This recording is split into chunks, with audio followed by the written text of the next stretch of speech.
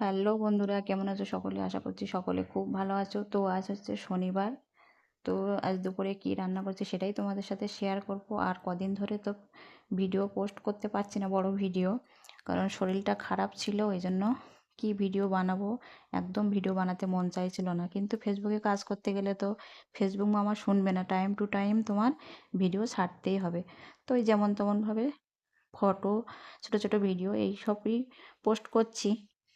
তো যাই হোক, আজকে ভাবলাম শরীরটা ভালো আছে, দুপুরে কী কী রান্না করছি বন্ধুদের সাথে একটু শেয়ার করা যাক। ডিম আলুর ঝোল করছি। এই যে মশলাটা দেখো কষিয়ে নিচ্ছি, ভালো করে কষিয়ে নিয়ে সেদ্ধ করে রেখেছিলাম ডিম আর আলু। তো আলুটা দিয়ে দিয়েছি আর ডিমটা একটু পরে দেব। তো আলুগুলোকে ভালোভাবে কষিয়ে নিচ্ছি।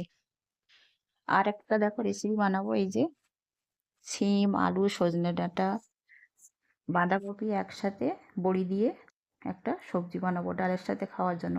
একটু মসুর ডালও রান্না করেছি, কারণ এই গরম পড়ছে, এবার থেকে আম ডাল খাওয়া শুরু হবে।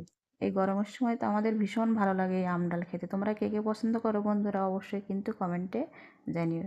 যেহেতু এখন এই আমের সিজন, এবার আম ডাল খাওয়া হবে এই গরমের সময়, ভীষণ ভালো লাগে আম ডাল খেতে।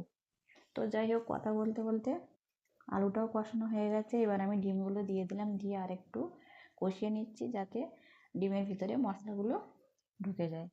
তো একদম হালকা মশলায় রান্না করছি। আদা, জিরা বাটা, কাঁচা লঙ্কা আর একটু টমেটো দিয়েছি। হয়ে গেছে কষানো, দিয়ে পরিমাণ মতন জল দিয়ে দিলাম।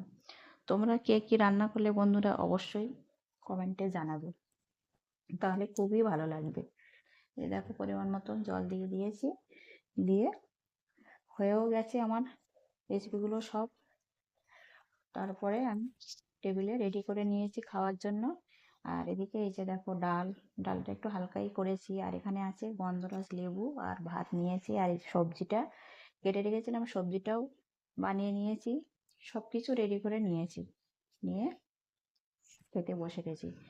তো আমি কী কী রান্না করলাম বন্ধুরা তোমাদের সাথে শেয়ার করলাম। আর ভিডিওটা এই পর্যন্তই। দুপুরের মেনুগুলো তোমাদেরকে দেখালাম, কেমন লাগলো অবশ্যই কমেন্টে জানাবে। সবাই ভালো থেকো, সুস্থ থেকো। আর ভিডিওটা কেমন লাগলো, যদি ভালো লাগে একটা লাইক কমেন্ট করে পাশে থাকবে। কারণ ফেসবুকে তো সবাই সবার পাশে না থাকলে কেউ আমরা এগিয়ে যেতে পারবো না, এটুকুই বলবো। তো যাই হোক বন্ধুরা, এবার আমি দুপুরে লাঞ্চটা সেরে নিই।